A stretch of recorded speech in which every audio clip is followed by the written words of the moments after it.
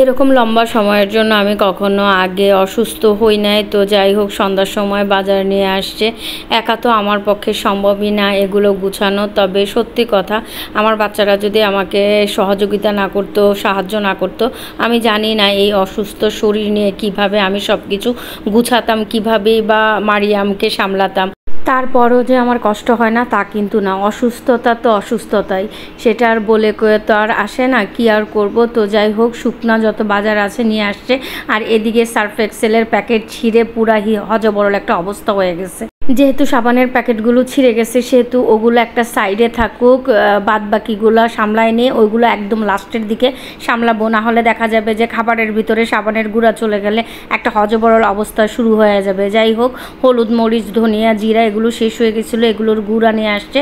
আর আটা নিয়ে আসছে, চাল নিয়ে আসছে। মোট কথা হচ্ছে শুকনো যে বাজারগুলো প্রয়োজন সেগুলো নিয়ে আসছে।